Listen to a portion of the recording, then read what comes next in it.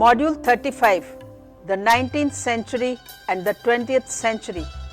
I, Dr. Rita Pratap, former head of the Department Drawing and Painting, University of Rajasthan, Jaipur. I am going to speak on the 19th century and the 20th century. The Yangzhou school was the last group of Qing painters to make a significant contribution to tradition. But in 1911-12, when the Chinese Revolution finally took place and the Qing dynasty was overthrown and China's hostility to Western ideas was replaced, painting of modern urban themes in the traditional Chinese ink medium was promoted. Since 1949, China has become intensely proud of her own cultural heritage. Today, more care and resources are gathered to study and preserve the ancient monuments and works of art. The Yangzhou school was the last group of Qing painters to make a significant contribution to tradition. By the beginning of the 19th century, Qing culture was so set in its forms and attitudes that it was almost impossible for a painter to break through the conventions and put Chinese art upon a new path. However, the gentleman painters of the 19th century, such as Tai Hsi, who was active from 1801 to 1860, typical of 19th century taste was the Shanghai artist Zhen Po Nian, who was active from 1840 to 1895. He painted some interesting portraits of scholars and merchants, but his landscape and the word of flower painting were for most part executed in vigorous and somewhat tasteless manner, which had marked influence on the 20th century admirer Hushu P. Hung and Wu Jiangxi, who was active from 1844 to 1927, had such masterly techniques and so through a knowledge of old scholarly styles that they were borne along by the sheer momentum of great tide of tradition that had built up behind them. Auspicious Flowers is a hanging scroll, and at present in the Singapore collection is Wu Jiangxi's painting to be mentioned. In recent years, the palace tradition flickered once more into the life in the work of three members of the former Manchu imperial family, Pu Ju Pu and Pu Chin and Pu Shi, who between them practiced a wide range of academic and literary styles. But as before, it was only the literary who were able to infuse any life into a slowly petrifying tradition. In the 20th century, the Manchu rulers of the Qing dynasty resisted every effort to awaken the sleeping giant that was China, well knowing that reform would lead only to their own downfall. Moreover, Chinese painters were confident that their own tradition, however static, was far superior to the academic oil painting that was all the best then had to offer. But in 1911-12, when the Chinese Revolution finally took place, the Qing dynasty was overthrown. China's hostility to Western ideas was replaced, especially in the coastal cities, by an eagerness to adopt Western ways of living, to write in the Chinese of colloquial speech instead of the classic style, and to develop modes of artistic expression most suited to modern society. In the year 1916, a Cantonese painter who had studied Western art in Tokyo started a movement to promote the painting of modern urban themes in the traditional Chinese ink medium. Other painters who returned from Japan to set up their studios in the French concession of Shanghai, which became the center of China's cosmopolitan culture for the next 3 decades. In 1918, the end of World War I made it possible for the young artists to fulfill their dream of studying in Paris. After staying for several years in Japan and Germany, Husu P. Hung, who was active from 1895 to 1953, returned to China. Husu P. Hung belonged to the next but one generation of painters after Wu Chang-shi, painted in completely different style. Husu was one of the youngest painters who had traveled to Europe, and he may be regarded as one of the leaders of those who introduced Western art into China in 1919. He went to France for the first time on a scholarship and stayed in Europe for 9 years, interrupted only by a short vacation to his homeland. As a student of École des Beaux Arts in Paris, he received a sound training in all aspects of art, which were normal in Europe but totally new to him. On his return to China, he painted in oils, still unfamiliar in China. His works noted for such European characteristics as anatomical precision and the use of central perspective and chiaroscuro. Throughout the 1930s, he concentrated on painting of historical events according to Europe forms. However, he was best remembered for his ink paintings of galloping horses, which became world famous. Galloping Horse by Husu P. Hung is a good example. It is ink on paper, hanging scroll, and at present in the Palace Museum, Taipei. The galloping horse is realistically proportional and lively, and yet the work has a spontaneous and almost abstract character. These horses he painted at the same time as his historical painting, for he seems to have recognized that something was lacking in his oil painting. Though he had thoroughly mastered the technique, oil appeared to him as inappropriate medium for traditional Chinese subjects. Perhaps despite his years in Europe, he was still deeply rooted in Chinese tradition. His works, nonetheless, are the climax of the synthesis of European and Chinese painting traditions during the period.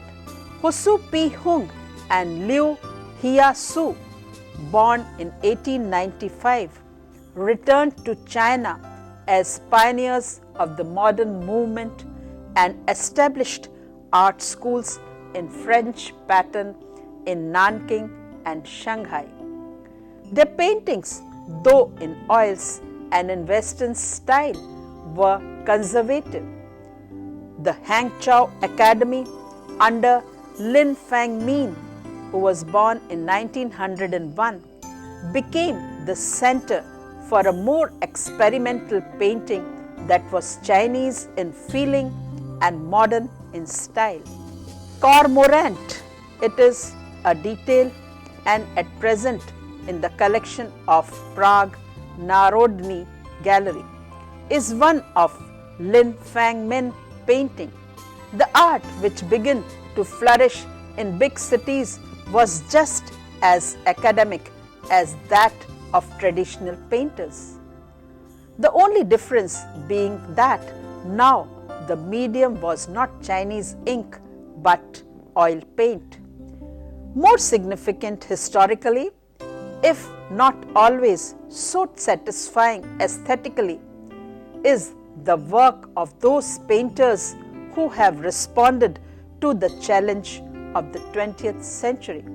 Many modern Chinese artists have wrestled consciously or unconsciously with the problem of how to preserve Chinese traditional painting and yet make it a true reflection of modern life.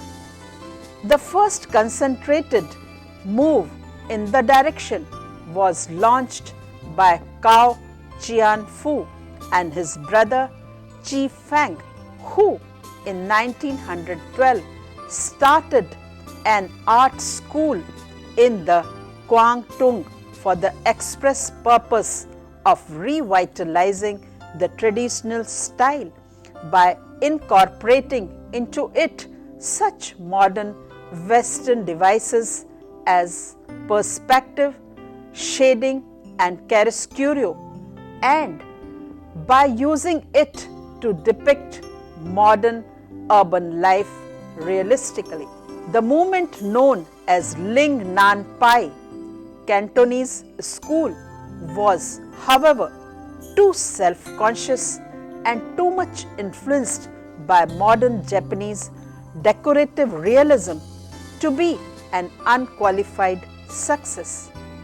However, during the 20s and 30s, it had a considerable influence upon the artists of South China, while since the People's Republic came to power in 1949, its combination of visual realism with traditional technique has brought it into high favor with the authorities. At the same time, more radical artists found in the woodcut a cheap and effective vehicle for denouncing the social abuses that plagued China during the early part of the 20th century.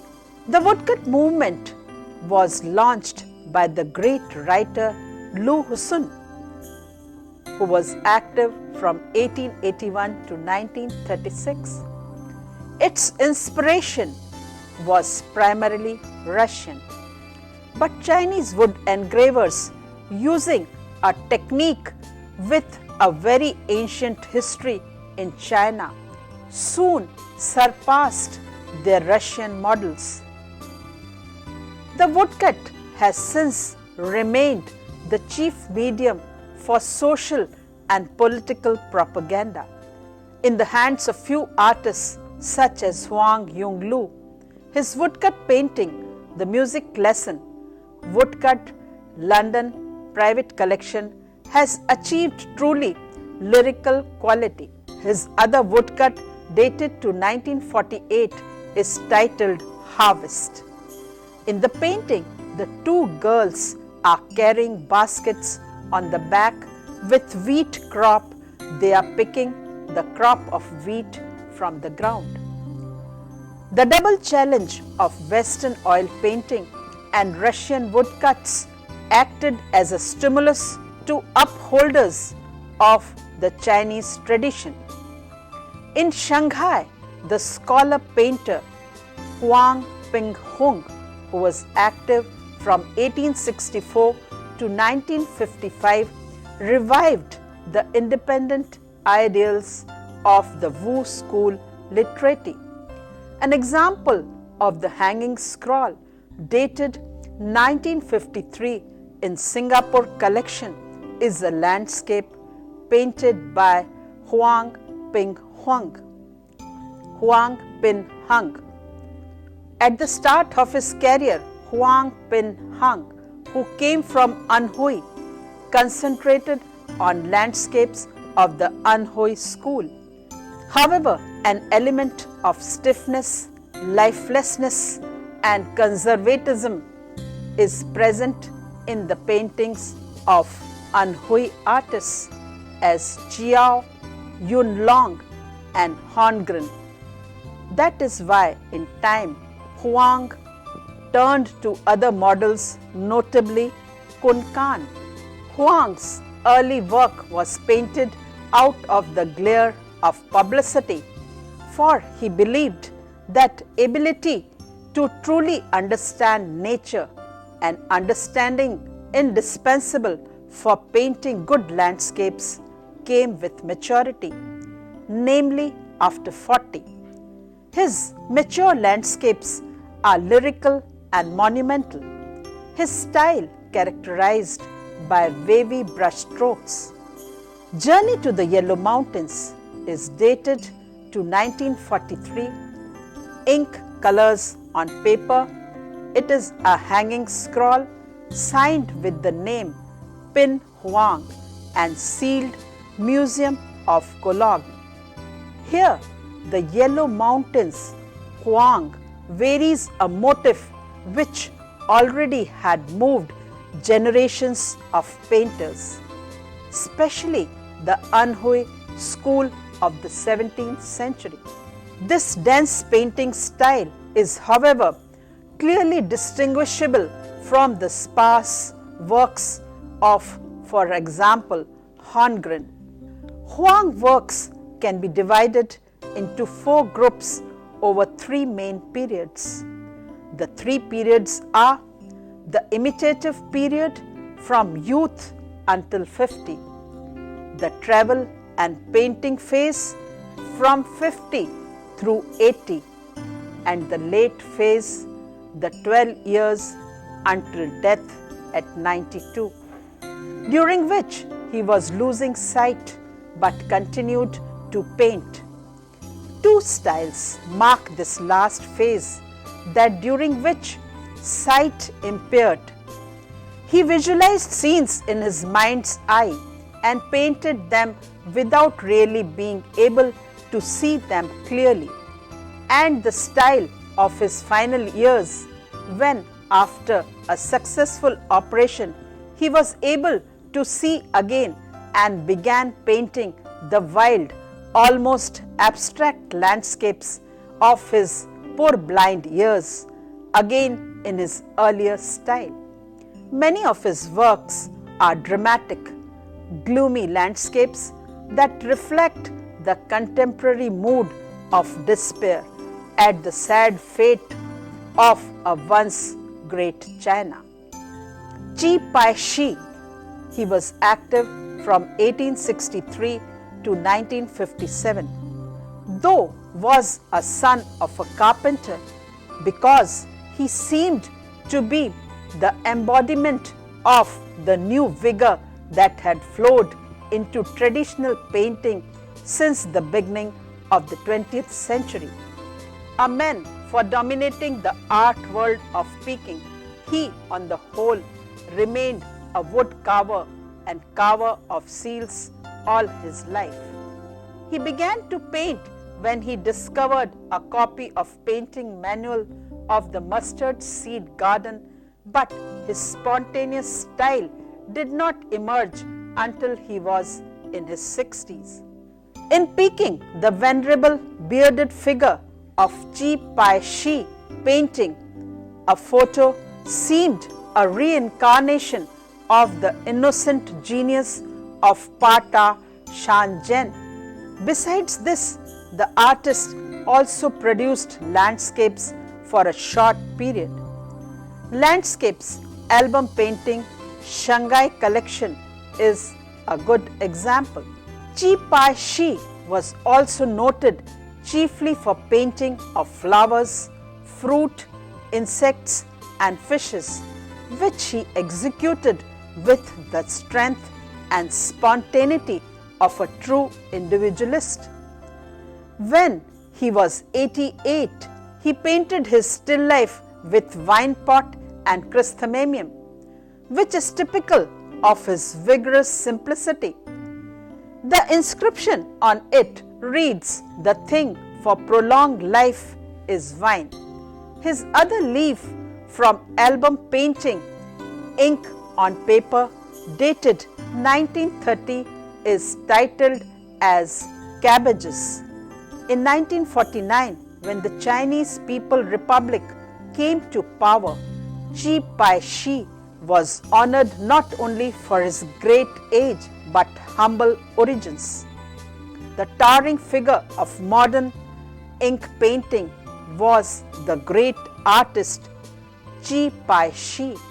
He painted a large number of landscapes during 1920s and 1930s using the impressions gained from his 5 lengthy journeys through his homeland. The objects portrayed in his landscape are often radically simplified, so that a simple cone, for example, represents a mountain. His almost nave houses and boats are similar to those seen in children's drawings. In fact, in his bold use of paint, indicating the sky simply with broad ink strokes or representing forms by areas of tone without outlines, Chi belonged to the avant-garde of Chinese landscape paintings. This simplicity, almost a form of primitivism, grew out of the need for direct and immediate expressive style. Whether he was painting on a fan, on album leaves, or on great hanging scrolls, his subjects were landscapes. And though he himself prized his landscapes highly, it was his flower picture that established his reputation, his views winning hardly any acceptance. His numerous depictions of insects and lobsters also enjoyed great success, some of them internationally. Chi Pai Shi, who lived for almost 100 years, was painting in 1950s. The great master of the Shanghai school, who had known the imperial period, the Republic, and finally the radical upheavals of a socialist state. His late works were done in the years when China was becoming an industrial society, and there is a touch of defiance about his flowers, birds, and lobsters, painted in the manner of Shanghai school with his own characteristically varied style. An example is of chickens, painted in 1950 and at present in the SMBPK Berlin Museum. It has an inscription saying, painted in the summer of 1950 by the 90-year-old Pai Shi. His another creation was branch with winter plum blossoms, at present in SMBPK Berlin Museum. This painting too has an inscription saying, painted by the old man Chi Pai Shi in the Hall of Jeeping, floating water plant in Beijing, signed by Pai Shi. Here in these two paintings, his use of both outlines and the boneless technique in which forms are created by areas of ink can complement each other in the same picture. In works he painted at the advanced age of over 90, he depicted the classic subjects of the scholar painters such as the Four Noble Friends, Plum Blossom, Chrysanthemum, Lotus and Bamboo leaf by leaf, or petal by petal in single brush stroke, using generously applied wash on the side rather than the tip of the brush. Chi's late work contains variation on themes that he had painted throughout his artistic life. He renders a subject in the quick sketch-like, conveying the notion of a stem, a flower, or a leaf with a single calligraphic brushstroke. His use of color embraces every shade of ink, and only his flowers are painted in the natural colors of the plant itself. In the works of Chi's old age, plants and animals predominate.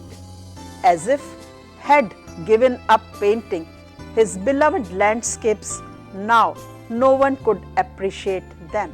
They lived on, however, in the work of some who came after him, his children in the spirit. In 1937, when Japan invaded China and began to occupy the coastal cities, the modern movement changed its course. Painters and students were driven far into the interior. Cut off from Paris and deprived of oil paints, the modernists rediscovered their own land and found new possibilities in the traditional ink medium. The work of this period often has a tentative, exploratory character, and the characteristics of this could be seen in the early paintings of Chao Wu Chi or Chao Wau Qi,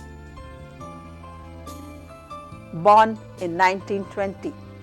Chao Wau Qi, a Chinese painter who first went abroad to Paris in 1946 and is making a significant Chinese contribution to the international modern art. His painting of 1948, Birds in the Branches, is a good example. Tseng Yu Ho is another artist now living in Honolulu. His landscapes of 1955 is a unique example in which significant Chinese contribution is visible. The other Chinese painters living abroad were Lu Shaokun in Hong Kong, Liu Qiu-sung in Taiwan, and Cheong Shu-ping in Singapore are making a significantly Chinese contribution to the international movement in modern art. For even when their work appears more abstract, it is like that of the late Tang eccentrics, never entirely divorced from the natural world.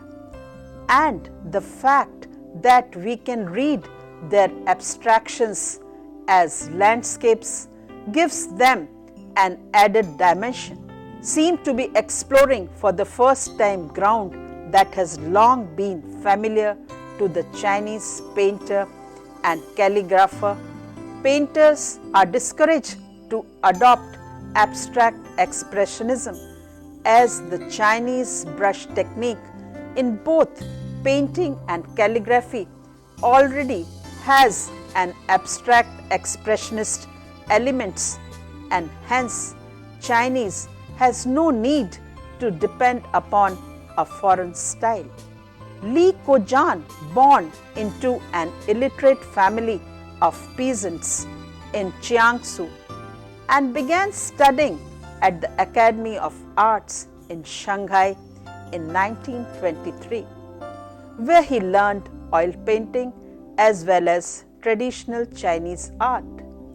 He was a modernist trained at the Hangzhou Academy and was active during World War II in painting propaganda pictures. Two scholars in a wood about 1940, ink and color on paper, Honolulu, and at present in Hawaii collection, is a delightful painting. Later, he became a teacher at the Peking Academy. After the war, when he came to Peking, he went to pay respect to Chi Pai Chi, where he saw his works. After looking through his Chinese style paintings for some time in silence, the old master remarked, "All my life I have admired above all the works of Pa Ta Sha Jen. and Shi Tao. Now that I have seen your pictures, I am sure one day you will be their follower. That Li Ko-jan, who had spent the past 6 years as a realistic war artist, could express himself so naturally in the manner of 17th century individualists show how deep-rooted and at the same time how vital the Chinese tradition is in the 20th century. Li Ko-jan, he was active from 1907 to 1989. Although he had thoroughly mastered the technique of oil painting, he preferred ink as his medium, particularly after the early 1950s painting, both polychrome and monochrome landscape and figures in the quick sketch style. Figure and landscape paintings were his chief contribution to an exhibition held in 1945, which also featured works by 4 other major artists of the period, including his teacher Lin Fangmin. Li's landscape convey the atmosphere of the seasons, the times of the day, and the weather. In his works, building ships and figures are often rendered with a few quick strokes in what seems a rather naive style. His landscapes sometimes combine both realistic and imagined elements, combining the actual locality and the products of his own mind. Li sketched out of doors, and his lively walking in spring in the Chi Chang garden is a typical example of his work. About 1955, ink and color on paper, it's a hanging scroll and at present in the National Gallery, Prague. This garden was frequently painted, and Li interprets it as a scene of contemporary everyday life. Visitors in blue jackets move through the spring landscape of the garden, which is just breaking into green leaf. The use of light and color, particularly the red of the columns, show that Li had mastered Western techniques, which his clear depiction of light and shade, the reflection of the trees and rocks in water, and the construction of perspective. Late in his life is the hanging scroll of the Magnolia branch, dated about 1934, ink color on paper, hanging scroll, and at present in the Museum of SMBPK, Berlin. In this picture, Chi refers to himself in the seal as Old Pai Shi. In later inscription, he signs himself Old Man of the Mountain. This painting of magnolias, which is based on a firm diagonal, is characteristics of his flower paintings. The petals painted in light, delicate tones, the black stems painted with swift, firm strokes. Chi's painting is typically a flower painting in the quick sketch style.